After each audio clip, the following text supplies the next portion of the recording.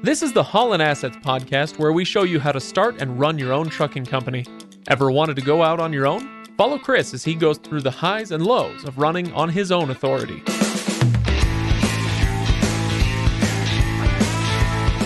Welcome, everybody. Welcome to the Haulin Assets podcast. This is episode number 44, and it's called Be a Water Bear. I don't know what that means exactly because I'm not smart, I guess, but we'll get there. We're going to find out what a water bear is.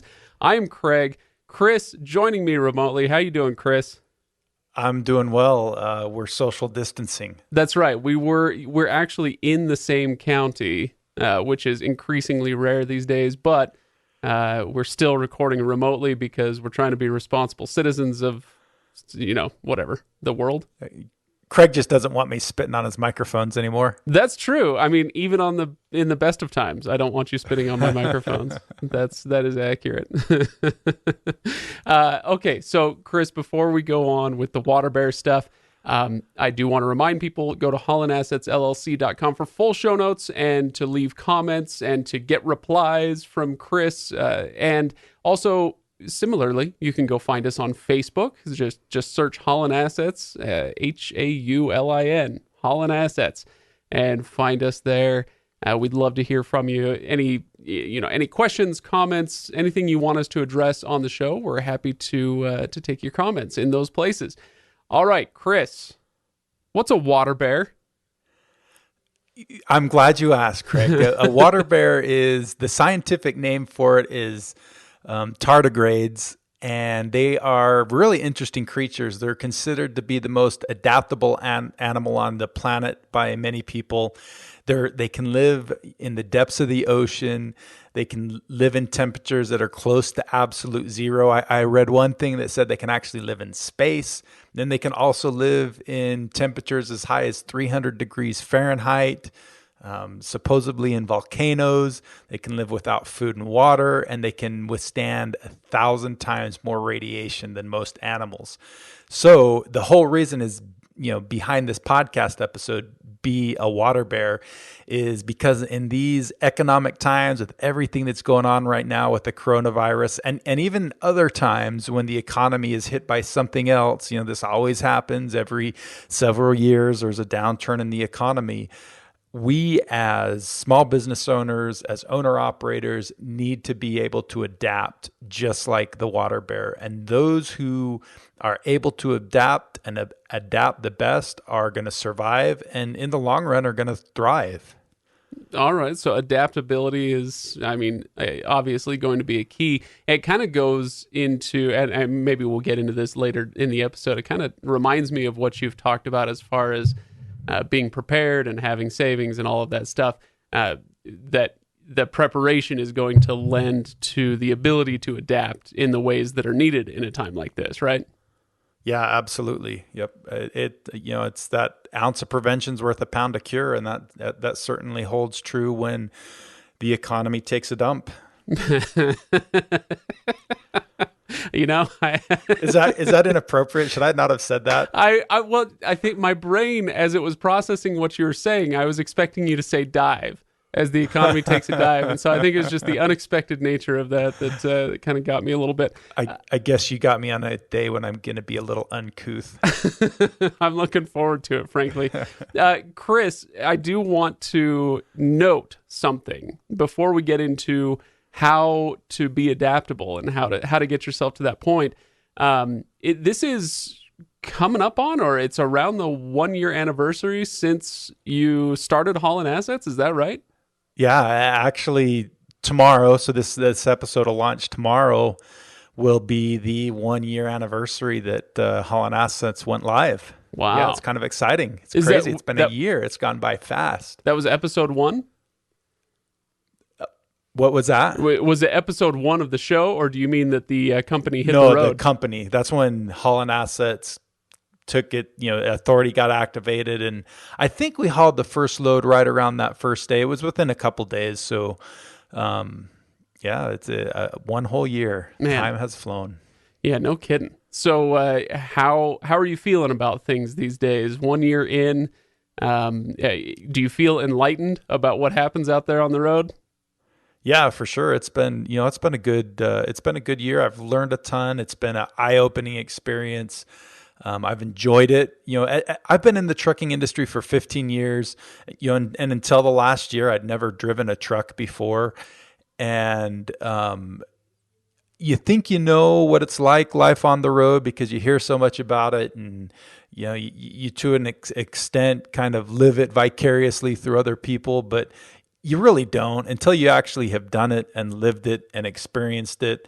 That you don't fully understand it. And I think in that sense, it's truly been an eye-opening experience for me. Yeah, no, that makes sense. It reminds me a little bit of, did you ever watch that old show, Undercover Boss? Yes. You got to go walk a mile in the factory floor or something like that. Yeah. Those shoes. Well, that's good. I'm glad that it's been educational and eye-opening and helpful and all that stuff. So, anything else you want to let me know about from the road or elsewhere? Yeah, I had a really interesting experience, this last week or so related to the whole coronavirus epidemic that's going on right now. I took a load up into Washington, and Washington's one of the places that got hit fairly hard early on. Yep. I don't think they've gotten hit as hard as eventually, as this has progressed, as much as some of the other places like New York, but they still got hit pretty hard. So they kind of cranked down on the social distancing thing and closing out businesses and doing some things. And as we all know, the trucking industry has kind of remained exempt to that to a certain extent. We've felt some effects from it, but we've been able to operate as long as there's been freight to haul. Well, I had this load up into Washington, and my reefer started giving me a problem with the fuel sensor, just kind of a minor problem. And it wasn't the fuel sensor, it was something else. So I decided to stop at the Thermal King in Yakima, Wisconsin. And Yakima, Wisconsin or Washington? Or excuse me, Yakima, Washington, not Yakima, Wisconsin. I didn't think there was a Yakima, Wisconsin. I just wanted to No, check. but the Wisconsin has a lot of nice Native American names as well. Sheboygan. Oh, sure. But yeah, so that's how Wisconsin and Washington are related, and they're cool Native American names. Anyway, so Yakima, Washington. I call ahead. And they said, okay, we don't have anybody in right now, so you'll be able to come right in. Well, I pull up, and they immediately open up the bay. A guy comes out to me, and he has me pull the truck in with the trailer, drop the trailer, disconnect, and go out. So anyway, they won't let you out of the truck. They won't let you. Really, they're taking that whole 6-foot distance very seriously. Wouldn't let me get close to any of the employees. Anyway, to make a long story short, he finishes up, has me back the trailer in, pull out, and again, they won't talk. They won't really come close to me. They won't let me do anything. And he's all like, okay, call the front office. And instead of going in and paying like you normally would, you have to call the office, pay over the phone, and they give you like 2 choices for your receipt. You can either get it emailed to you, or they'll print off a copy, come outside, lay it on a table, go back inside, and then you can come and pick up the receipt off of the table. Oh, man. So it kind of reminded me of biblical times. I kind of felt like I was a leper. I was being shunned. They wouldn't let me close to them. They didn't want to have anything to do with me. And, pretty soon I'm going to be ringing a bell, walking around draped in clothes, and you can't see me. Oh, man. Well, it should be familiar since I've been treating you like a leper for a year. Well, yeah, I do get that quite a bit. I always thought it was just me, but I guess maybe I've always had the coronavirus. Well, speaking of which, it sounds like that is what you want to talk about a little bit. These weird moments in history, these, what are we calling this? A unicorn event that happens once in a generation. And this is the sort of thing that requires adaptability, right? This water bear concept that you're talking about. So do you want to start talking about that in earnest and what you mean by it? Yeah, absolutely. Let me kind of lay out really quick how I kind of envision this episode going, so we can kind of give everybody a little bit of a heads up. First and foremost, just want to talk a little bit about the situation and kind of what we're going through. And you touched on it there. This is, kind of a unicorn event, a once in a lifetime type thing, or once in a generation. Doesn't happen very often. But with that being said, the economy goes up and down. The causes are typically different, but that happens. And the things that we're going to talk about today are going to be principles that you can use anytime the economy goes down. The coronavirus has caused the economy. It's almost like driving off of a cliff. Everything was going along really, really well, and then it just fell off the face of the earth. It just completely changed almost overnight. And so that piece of it's really pretty unique. But with that being said, I think because it stopped so fast, as soon as the coronavirus thing ends, or everybody starts to feel comfortable that we can kind of get back to life like normal, it should theoretically, especially with all the stimulus stuff going on, we should just jump right up over the cliff like Superman, and hopefully for the most part be able to get back to life as normal. It'll probably be a little bit more of a gradual ascent than it has been a descent, but needless to say, I think it'll change, and we'll talk a little bit about that. So we'll talk about that first, then we'll step into, why are owner operators adaptable? And, I think in a lot of ways they're more adaptable than the larger fleets. We'll talk a little bit about that. Then we'll talk about some keys to success. And then at the end, after we roll the credits and do our normal ending on the episode, I want to kind of like a bloopers at the end. We're going to just talk a little bit about some of the resources that are out there with the stimulus package that are specific to trucking companies and owner operators. On the Haulin Assets LLC.com website, and the show notes, we're going to provide some links and a little bit of information on how about those loans, where to find the information on them, where you can apply for them, and that kind of stuff. We'll talk a little bit about that at the end. So if you're listening to this podcast years down the road after the credits roll and we get into that, you can, shut it off, tune it out. Yeah, we already got your download stats, so we don't care anymore. You can shut it off. Yeah, there we go. Love it. Okay, good. So let's talk then a little bit. You said you wanted to talk about what the situation is right now. As you said, this is more than just an economic downturn. This is, a cliff dive, as you said. So what else do you want to talk about with that? Yeah, it's just the fact that it's really truly unprecedented. So it's different than typical downturns in the economy, because there are parts of the economy that are like completely shut down. You look at the entertainment industry, movie theaters, you can't go to a movie theater, you can't go to any kind of sporting events, really anything that has any kind of group gathering, all that's closed down. The conventions and, Las Vegas. I drove through Las Vegas last week, and the Strip's a ghost town. My sister lives there, and she said they have cops kind of on the corners, just making sure nobody goes in there. All that stuff is completely stopped. That's amazing. And that's weird. It's unprecedented. And then there are other parts of the economy that are just kind of down. You take, for example, restaurants. There's no dine-in restaurant options. As truck drivers, we experience that every day. You go into a truck stop and there's you can't get a hot meal. If you're lucky, they've got takeout that you can get into, and some places just have the drive-throughs open, won't even let a driver get it because you don't have a car. You obviously can't drive your rig through it. So restaurants aren't completely dead because you can still get that takeout option, but I'm sure that's affecting their business quite a bit. Construction projects, for the most part, even California, where they've really locked stuff down, construction's considered one of those essential items. So projects that are ongoing or that were going or continuing to go, I'm sure some of the future projects might be affected.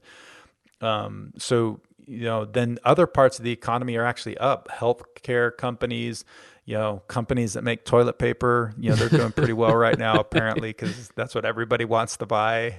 And, that's not, it's kind of funny. People in Utah think that's a unique to Utah thing. Well, I've been to a few different Walmarts across the country as part of this, and there's no toilet paper anywhere. Oh for no, at it's least a amazing. while. Where It's crazy. where was everybody's stockpile before?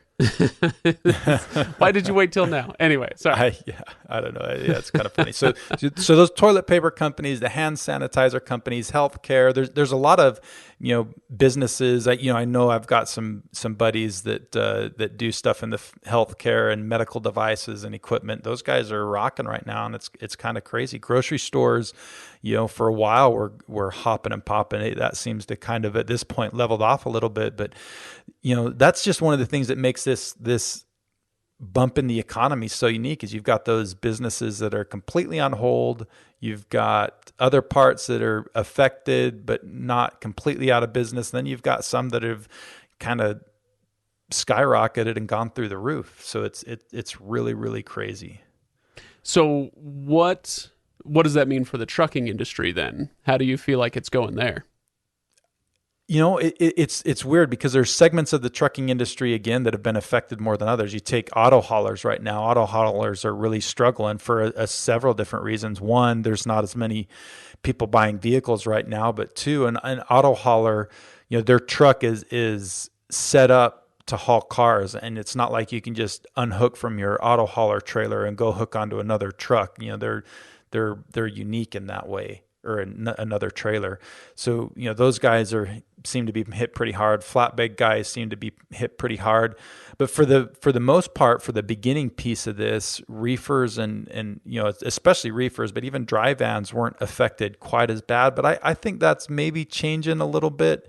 I think we're going to start to see a little bit of tightening even in the reefer segment. It's kind of like a slinky effect. The people rushed on the grocery stores, bought up as much stuff as they can. Now everybody's got it all in their house. They're probably going to be able to live on it for a little while. And the grocery stores, nobody's going to have to go to the grocery store for a little while. I'll bet you to a certain extent that slinky effect of that kind of stuff is just going to continue to happen for a little while. And so it's going to be different. It's going to be weird. Freight's probably going to go, there are going to be times when there's going to be a lot of it, and then there's going to be times when there's not a lot of it, and it's probably just going to go up and down like that for a little while. Yeah. So what do you see as the biggest issues then right now for somebody trying to keep things afloat at the moment? Great question. I think there's going to be kind of two main big issues. One, because of that slinky effect, when there's not a whole lot of freight out there, you're going to have two problems. You're going to especially if you're getting all your loads through a broker, you're going to get lower rates, and you're going to have to manage costs better because you're not going to get paid as much for what you do. And then, finding freight can be a little bit of a problem. You may have a harder time finding freight. So we're going to talk a little bit about that when we get to some of those keys to surviving this. We'll talk about how you can overcome some of that. Yeah. So is it all bad news then? Is there any reason that we would have to feel optimistic? I actually think there's quite a few reasons to be optimistic. One, with this economic downturn, because it's something that is so unique, is the U.S. government has done this huge stimulus package, $2.2 trillion. And it's designed to help keep people paid, to help pay for people's expenses. I've actually, I've looked quite a bit into the different loan and grant programs that are out there. And again, we'll talk about them in a little bit more detail at the end.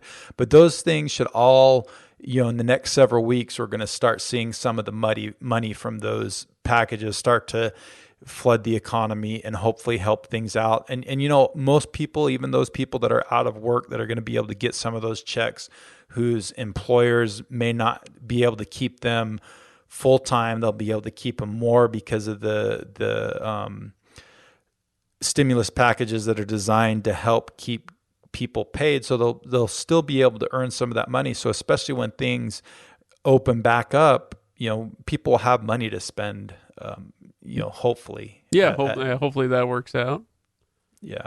And then also, the US economy and the industries within the economy in general are a little bit more understanding, because this is an economic downturn that's one of those things that nobody could control. It just kind of hit us all. And so, from what I've seen so far, banks are being more understanding and lenient with payments. The landlords are kind of being the same way. And so, I think we're all, the U.S. is kind of, for the most part, we're all kind of circling the wagons, helping each other out, and all fighting this together. And with that being said, I think that's going to help us recover more quickly, and hopefully make the sting not quite as bad, especially once the whole virus thing is kicked in the butt. Yeah, well, let's hope so, right? Yeah. Another thing that's kind of really good news, that it's not 100% caused by the coronavirus. This kind of, the ball was already rolling a little bit before this whole thing happened, but it's accelerated it even faster, is fuel prices. Fuel is actually lower now than I think it has been. I haven't really gone back to see how long it's been since fuel prices are where they're at, but it's crazy. They've gone down a ton. I actually did a little bit of calculating. Imagine that. I used some spreadsheets and tried to figure some things out. But if you look at my fuel expense from May of 2019 through January of 2020, on average, I was spending about 50 cents per mile in fuel. Okay. Then February and March, I've only spent 35 cents per mile in fuel. So that's a 15 cent a mile difference, which is huge. That is a 30% decrease, Chris. See, look at my math skills. A 30% decrease on either your biggest or your second biggest expense. That is amazing. Is a big deal. Yeah, no joke. Well, I mean, it's a tough time, and we look for the silver linings, right? Yeah, and I'll put a little bit of plug for next week's episode. I'm pretty sure next week's episode we're going to cover the financials for March, but you're going to see that effect in my March numbers. Yeah, no doubt. Okay, so Chris, I want to revisit something you said a little bit earlier. We want to talk about adaptability in business practices, and you said that owner-operators might be by nature, and certainly can be, more adaptable, more nimble than the bigger fleets. And I was hoping you could expound on that a little bit. Yeah, we're going to talk a lot about that. And one of the reasons is, if you take a look at that water bear, one of the reasons the water bear is as adaptable as it is because it's small and it's simple. And that's the same exact thing with a small trucking company or an owner operator. Is you're a small company, you're simple, you don't have the levels of bureaucracy, so you can make decisions faster, and you have significantly lower overhead than those big trucking companies. And those two things right there are going to be your keys to success as an owner operator through this difficult time. Is you can change faster, you can make those tweaks quicker, and you've got lower overhead that's not going to drag you down.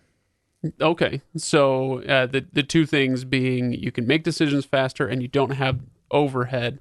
Now, when you talk about overhead, I'm picturing the additional costs that come along with expanding a business, as far as office space or more employees to pay, whatever the case is, right? Yeah, exactly. So you take, for example, most owner operators and even most small fleets that have 5 or fewer trucks, for the most part, they're working from home. Their home is their home office. And so they're not paying, thousands of dollars a month in rent to rent office space. So that's a huge savings right there. Another one that's big is you'd be shocked if you knew how much, especially the bigger fleets spend every month to hire new drivers. And as an owner operator, you don't have to deal with that at all. As a small fleet owner, you might have to deal with that a little bit, but as an owner operator, you have no cost in hiring people, and that's a big savings right there. And you, like you said before, the office staff. You're, as an owner operator, especially, you don't have office staff. Even I've seen small fleets of 5 and fewer trucks operate really well with just the owner and no other staff outside of that. So those kind of things save you quite a bit of money. Yeah, I'm sure it does. Another one that a lot of people kind of discount and don't think about is I've done a little bit of research as I was kind of preparing for this podcast, but the industry average for fleets on their truck usage is, on average, most trucks get 91,506 miles a year put on them. Well, as an owner operator, like if you're doing less than 100,000 miles a year, you're probably not doing something right. I mean, you take me, for example, I'm already up to, I think, about the 11-month mark. I was at about 110,000 miles, which you also have to consider, that includes 2 weeks of annual training twice. So actually 4 total weeks of annual training for me with my National Guard duty over that 11-month period, plus the 3 weeks that my truck was in the shop. So, I mean, that's well more than a month. I should have had over 120,000 miles in 11 months if I hadn't had to go through those things. So that extra, 20 or 30,000 miles a year does a ton to improve your cost per mile and all your fixed expenses. So that's another one of the things. Owner operators are much more efficient with their vehicles than large fleets are. Yeah, no, I wouldn't have thought of that. I guess it's, I don't want to speculate about why that would be. Well, I'll just take it for granted that you're right. Okay, Chris, so as we are trying to maintain our adaptability and whatnot, what are the things that people need to do? What are the things they need to consider? So if you remember right, we kind of earlier on in the podcast, I talked about, kind of the two main big issues, expenses and finding freight. Okay. So, yeah. Managing those expenses. Or lower rates and finding freight. So those two big issues, the keys to being successful here are going to be overcoming those two big issues. So managing your expenses will help you overcome the issues of lower rates. And then we'll talk a little bit about finding freight and being able to adapt to that too. So first and foremost, we've talked a lot about managing expenses in the past. And when you come into you run into an economic speed bump like we've got right here, that becomes even more critical, as you've got to be able to adapt quickly and make sure you're really on top of those expenses, so you're not spending any more money than what you absolutely have to. So we've talked about kind of managing your expenses and understanding your cost per mile in a couple of the previous episodes. And this is where it becomes especially important to understand those numbers and those figures. So, really being able to understand what your variable cost per mile is, what your fixed cost per mile is, and then using that knowledge to make good decisions on what loads you want to take. So if you've forgotten some of that stuff, or even if you just want to brush up on it a little bit, go back and listen to episodes 20, which is the cost per mile episode, and episode 36. It's the one where I titled it to take a load or not. And those dive a little bit deeper into that fixed and variable cost so that you can understand it and make those good business decisions. Available at HaulinAssetsLLC.com. Right? There you go. All right. plug in my own podcast. Yeah, exactly. So let's talk about managing expenses then. As you said, there are whole episodes on this, and so people can dive deep in those, but do you want to talk a little bit about managing expenses? Yeah, absolutely. The first one that I want to talk about, your biggest expense, your two biggest expenses are your driver and your fuel. So if you're an owner operator that has drivers and you pay your drivers, you're probably not going to be able to change the expense too much. You don't want to if you don't have to. So avoid doing anything like that. If you lay a driver off, that means a truck's sitting, it's not making revenue. That's kind of the last thing you want to do.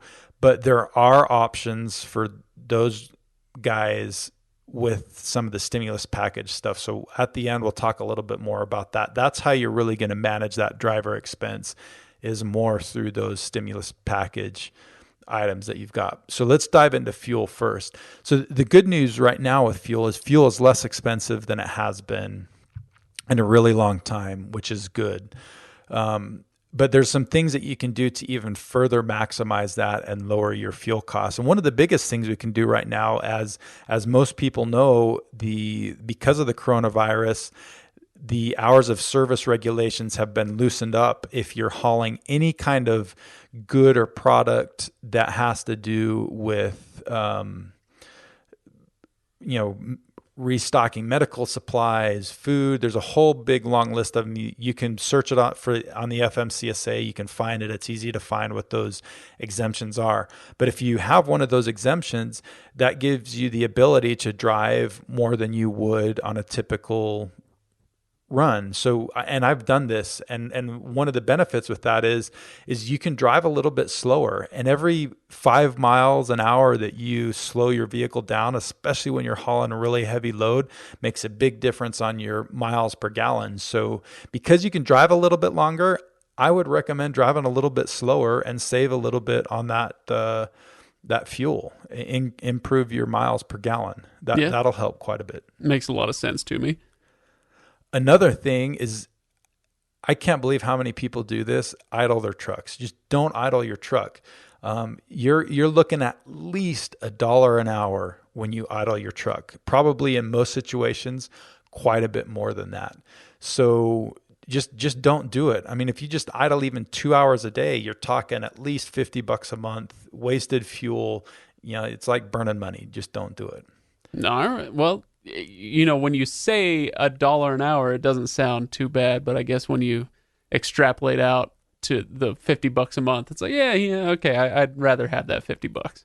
Well, and that's that $50 a month is like at the minimum. Then you've got some of these guys that idle it all night long while they're sleeping. So if you idle it just while you're on your 10-hour break, I mean, that's $10 a day. That's, $300 a month. Yeah. You're talking thousands of dollars a year. That's just, you shouldn't do that. Yeah, that makes sense. All right. Anything else? The last thing that I kind of want to talk about is just to reiterate what we talked about in episode 29, where we talked about fuel purchasing. Just being really diligent about your fuel planning, where you purchase your fuel, so that you're spending the least amount on fuel as possible. Okay. Now you mentioned loans as well, you talked about how banks are being a little bit more relaxed. I wanted to bring it back to that. Is that the case for businesses as well? Because I know that is a thing for, say, mortgages, mortgage payments and that sort of thing. Can business owners with equipment loans or other type of loans get any relief there as well?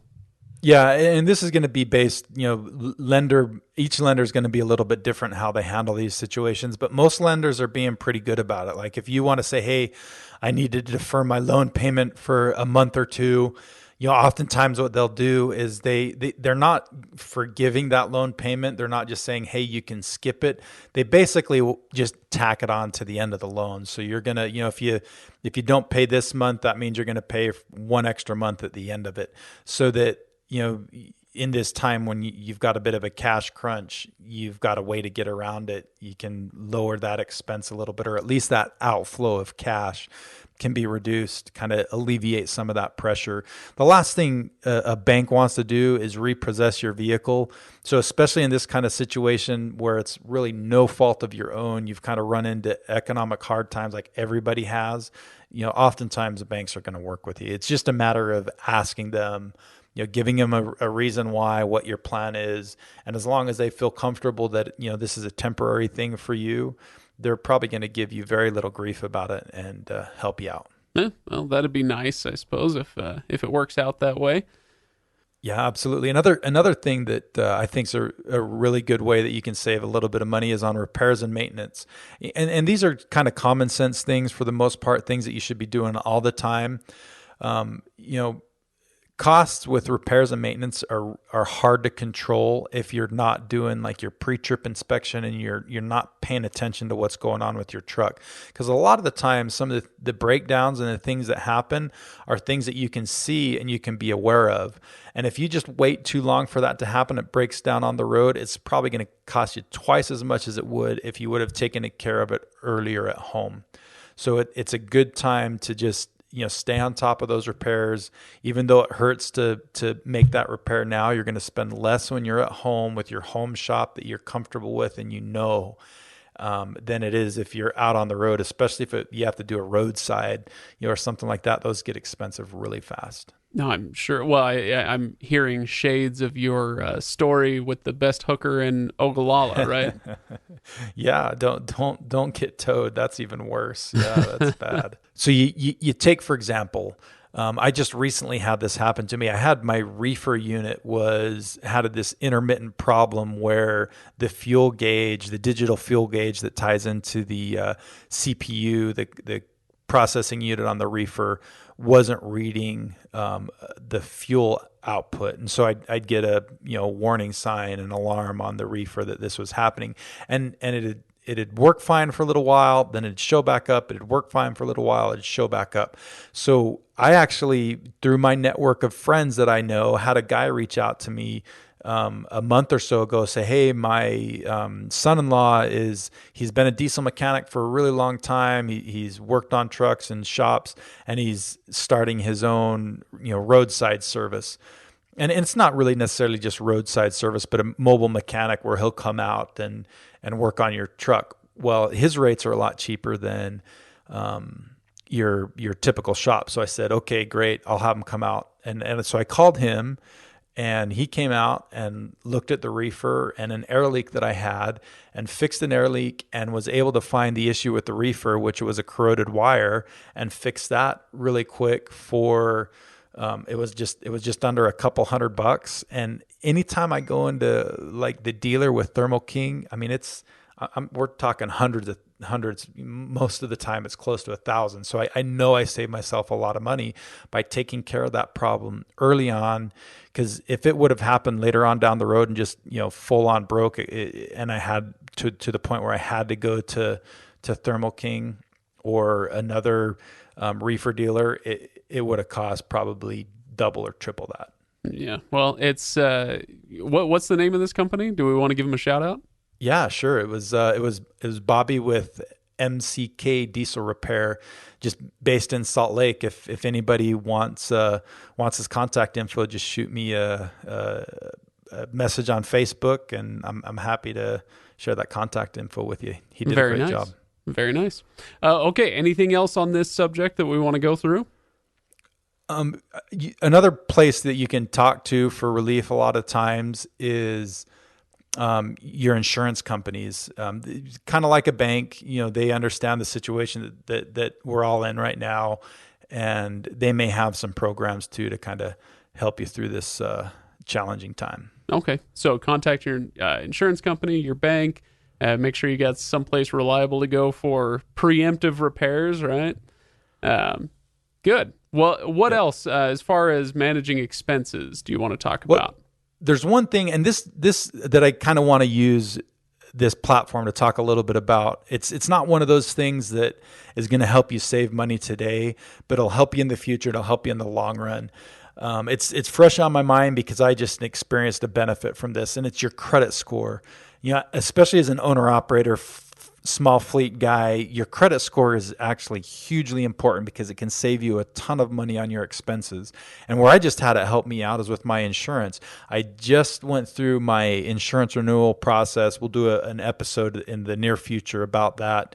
But I was given a ton of different payment options where I didn't have to come down with nearly as much of a down payment as I thought I was going to have to. And it was all because I had a good credit score. So I got a little bit better on my rate and way better on the down payment I had to make because, I've got a little bit of a history with them now, and I've got good credit. And so that's helped out. And that good credit helps out with your truck payments are lower when you've got good credit. Everything's lower. So just as a small business owner, sometimes it can be hard, but you've really got to be diligent about your credit. Make your payments on time so you've got a good credit score, because that's going to be huge and make a big difference on the overall expenses you pay for your company. Yeah. I sounds like good advice for just about anybody, not just small business owners, but it sounds like it's especially vital there. Okay, good. So we are controlling our expenses here, and the other main issue that you wanted to talk about is finding freight. Can we move on to that and talk about a little bit about finding freight in these fraught times? Yeah, absolutely. And there's a couple things that I have some ideas on, and not just ideas, some things that I've seen some other guys do, some things that I've done.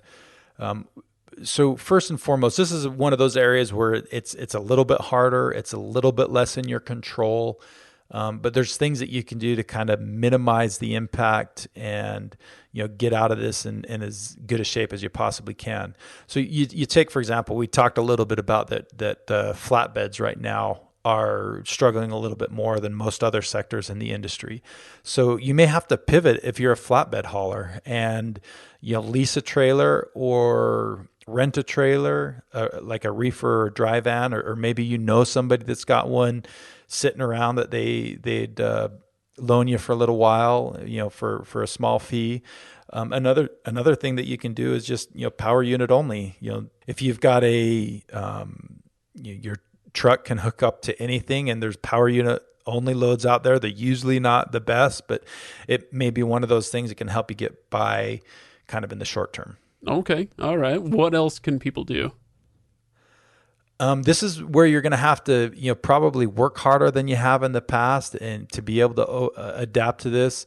If you look at the load boards right now, they're not as robust as they have been in the past. They're a little bit skimpy, and so you may have to call on 20 different loads before you find one that is going to be decent that you can take. And so you just are going to have to work a little bit harder. And this is where, if you're not using a dispatcher may be a little bit more helpful. If you're on the road driving all the time, it can be hard to stay on top of those load boards because you have to be the first person that calls, and you may have to call 20 loads, and that kind of thing just really hard to do if you're also driving. And so, one, a dispatcher has a time to do that. And two, a lot of times dispatchers have contacts where they can get loads before they even get posted to the load board because they've worked with brokers. They've got a good relationship with those brokers, and will have a little bit easier time finding loads. Yeah. You talked about at the very beginning of Haulin Assets having to use dispatcher and having to use those contacts to find loads. But your goal was eventually to cultivate direct relationships with shippers. Are those paying off for you now, or are you finding yourself relying more on the dispatcher? I'm still using the dispatcher quite a bit. I am finally starting to get a few of direct shipper loads, or at least loads that I'm getting from a broker before it even gets posted to the load board because they know me, they trust me. And so, just establishing those relationships, reaching out to those shippers. Be diligent with that and call, in this kind of a situation, anytime you've got downtime, if your truck's parked and you can't find a load, pick up the phone and start calling shippers. Just start calling. You may have to call 50 shippers before you find one that will let you do some work for them. But, those are the guys that overcome and survive in these kind of situations, the people that are willing to do a little bit more than the next guy and work a little bit harder and solve those problems that you're running into. That's how you survive. That's how you adapt. That's how you get through this kind of thing. I worked in sales for about 5 years, Chris, and that just, it's bringing back some, I don't want to say nightmares, but some old memories of, it's a numbers game, right? You got to make those calls. You have to make the contacts, and you're not going to hit a home run on your first pitch, right? You got to get out there and step up to the plate time and time again in order to score. Yeah, absolutely. That's a good way to look at it because, those calls with shippers, it's just like sales. It's just like making cold calls. After a while, for every 10 phone calls I make, I'm going to talk to one person. For every 5 people I talk to, one of them's going to give me the time of day and give me an opportunity to do some work for them. So it's a numbers game. You just know you're going to have to get 50 rejections before you get business. So you just have to pick it up and do it. Right. Okay. So any last notes on finding freight? Yeah, we're going to talk a little bit, or just give a really quick intro into what we're going to talk after the podcast is all over. But, I've got my air quotes going on here, but we've got revenue that typically comes from hauling freight, but this revenue can also come from the government assistance packages that they have right now. And so that's something that everybody should take advantage of. The government's done it for a reason. They want to keep the economy going strong. This is, again, it's a situation that blindsided everybody. It's not something you could have planned for or foreseen. And so the government is helping out in this kind of a situation more than they ever have in the past. And so take advantage of that. You can get some additional revenue through some of these programs. Listen at the end. We'll talk a little bit more about that in detail. Okay. All right. Well, that sounds like a good tease to keep people around, at least for now. And like you said, if it's 3 years down the road, then probably don't bother. But good. So let's wrap this one up then, Chris. We talked about managing your expenses and making sure that you continue finding freight as efficiently and profitably as possible. What else did we talk about? We talked about the water bear, making sure that you stay adaptable, and that comes largely from being prepared and willing to do the things necessary to survive, right? Yeah, absolutely. And, just to kind of, those are all, that's a good recap, kind of a little bit on everything. And just to kind of summarize it, I was doing a little bit of thinking. I was talking to my dad about this podcast episode, some of the things I was planning on covering. And, he was in the Army as well. He was active duty Army for the younger years of me growing up. And we were talking a little bit about how that relates to our Army career. Back when he was in the Army and still today with me in the Army, one of the things you constantly hear is you've got to manage your own career. You can't depend on, somebody else in the military was the headquarters, or, in the trucking industry, you can't rely on other people to manage your career, manage your business for you. You've got to be the one that does this. And nobody cares about your business and the success of your business like you do. No employee is going to care. As an owner operator, nobody cares about your business like you do.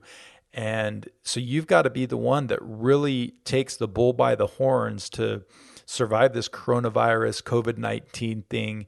And if you do that and you just buckle down during this time, you'll be able to survive. If you do the things that other people aren't willing to do, you can do it. And we've talked a lot about that ownership mentality as we've gone through this podcast series. And that's really what makes all the difference in the world. The ownership mentality, the person's willing to do a little bit more than the next guy, the person who can solve their own problems and just kind of work through it and figure it out and just knuckle down and do it. That's what's going to help you survive. There you go. And talk about wrapping it up in a bow. I think we've hit all of the Chris's greatest hits. This is like a recap album of managing your expenses, finding freight, having an ownership mentality, and on down the line. This is great. It is, yeah. It's a good episode. There's a lot of lessons that you can learn from this. Another one of the things that's kind of cool is when you go through a hard economic situation like this, it's like a refiner's fire. It's one of those things that you're going to learn a ton of lessons from that will make you better today and even better tomorrow when the economy turns around and does really well, and will make you even more successful in the future. It's hard now. It's a difficult time now, but you buckle down, you get through it, and it's going to make you that much better later on in the future. Very nice. Well, I hope that people will go check out the full show notes at HaulinAssetsLLC.com. Hit us up on Facebook. Like I said, we do love to hear your thoughts on this and other subjects. So hit us up there. And Chris, I think, like you said, people who are going through this COVID-19 stuff right now should stick around. We're going to give them a few resources to check out after the music rolls. So I'll see you on the other side of that. Sounds good.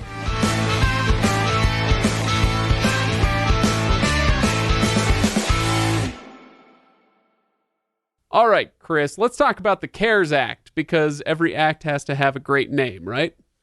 Every act has to have great things. Yeah, and the CARES Act is one of them. So the CARES Act stands for Coronavirus Aid, Relief, and Economic Security. Man, whoever packaged that acronym together, I mean, that's kind of, it's almost beautiful. It's almost a good acronym.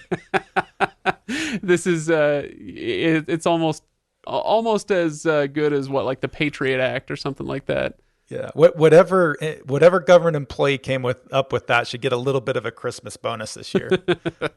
All right. So what is the CARES Act? Coronavirus aid, relief, and economic security. This is the checks they're sending out to everybody. Yeah, this is part of that $2.2 trillion relief package that Congress has passed and the president has signed.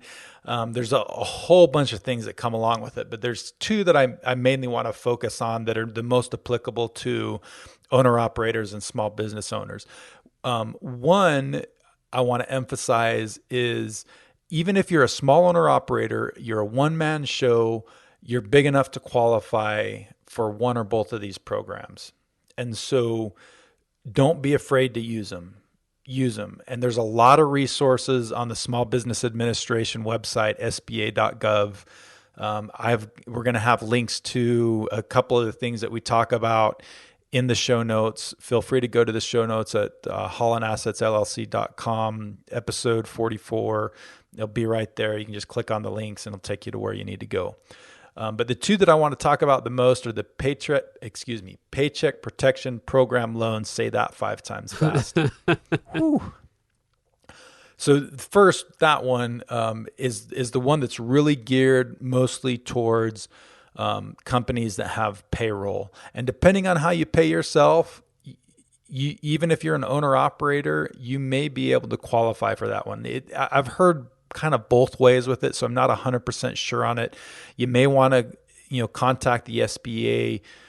One of the links that I'm going to show you in the show notes is where you can find out the contact information for your regional office in your area, who you need to contact to find more out about this.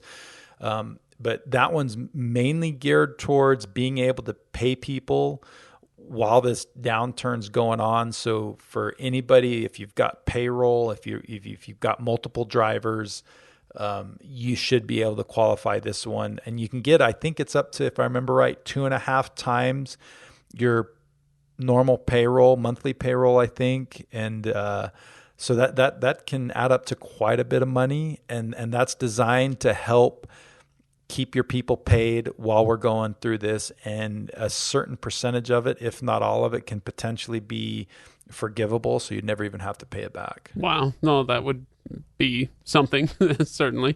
Okay, so the Paycheck, oh man, you cursed me. Paycheck Protection Program loans. And then what's the other program? The other one, it's really, they're kind of, I don't know if they're the same exact thing or they're a little bit different, but economic injury disaster loans and emergency economic injury grants. So one's obviously a loan, one's a grant. Even if they are loans and you have to pay them back, they're at super low interest rates. And some of them you wouldn't even have to pay back. But they're a little bit looser on who qualifies and what you can use the money for. They're specially kind of designed for some of those fixed expenses, like still being able to make your truck and trailer payment or your insurance payment. Some of those fixed costs should be able to be helped with that. The economic injury disaster loan, I actually applied for that with Haulin Assets, and you can get up to, I think, $10,000. And that again is designed to help make some of those fixed costs. Is pretty easy to do. It only took me about 20 minutes to apply for it online. You just need to make sure that you know your numbers, because they're going to ask what your annual revenue is from the 12 months prior to January 31st. And so if you're using QuickBooks or some other accounting program like that, it's really easy to pull a report to get that information. They're also going to want to know what your cost of goods sold is.